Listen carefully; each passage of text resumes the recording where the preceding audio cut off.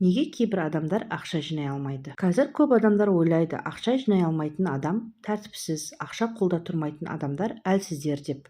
Бірақ ғылым мүлде басқаша айтады. Неге бір адамдар айлығын алып тыныш өмір сүреді, ал біреулер қанша ақша тапса да ақшасы жоқ? Бүгін біз бұл сұраққа психология, нейроғылым және экономика тұрғысынан жауап береміз. Адамның ақша жинай алмауына бірнеше фактор әсер етеді. Соның біріншісі ретінде ми және тез ләззат алудың байланысын айтуымызға болады. Адамның миы қазір жақсы болсын деген принциппен жұмыс істейді. Адам ағзасында миға әсер ететін дофамин деген зат бар. Ол бізге жаңа зат сатып алғанда, тәтті тамақ жегенде, белгілі бір заттардан рахат алғанда бөлінеді.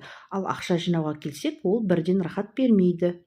Ақша жинағанның нәтижесін біз кеш көреміз.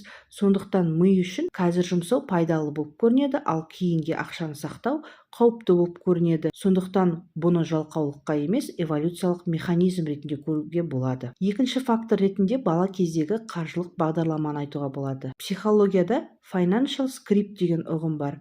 Егер адам бала кезінде ақша ешқашан жетпейді, байлардың бәрі жаман, ақша қолдың кірі деген сөздермен өскен болса, ми ақшаға қауіп көзі ретінде қарайды. Нәтижесінде ақша келсе мазасыздық пайда болады. Ми ақшадан тезірек құтылуға тырысады. Жинақ ұзақ тұрмайды. Бұл саналы шешім емес, бұл бейсаналы бағдарлама болып табылады.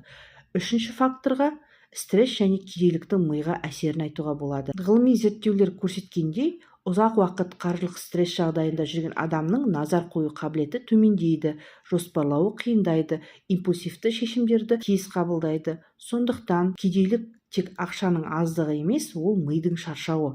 Сондықтан ақша ұстай алмау кейде адамның кінәсі емес, сыртқы фактордың әсері болып табылады. Төртінші факторға ертең жинаймын деген иллюзияны айтуға болады. Мида тағы бір құбылыс бар. Temporal discounting деп аталады. Адам үшін бүгінгі 10 мың теңгені ертеңгі 100 мың теңгеден маңыздырақ қылып көрсетеді.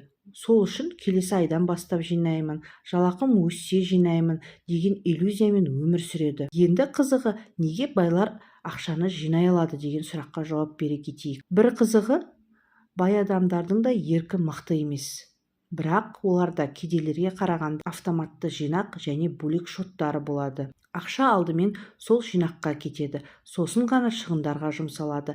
Яғни олар мінезге емес, жүйеге сүйенеді. Ақша жинай алмау әлсіздік емес, ақылдың аздығы емес, бұл мидың жұмысы, балалық бағдарлама, стресстің салдары. Егер бұл видео пайдалы болса, лайк бас, өз ойыңды комментарийға жаз. Ал келесі видеода ақша жинауды миға ауыртпай қалай бастауға болатынын айтамын.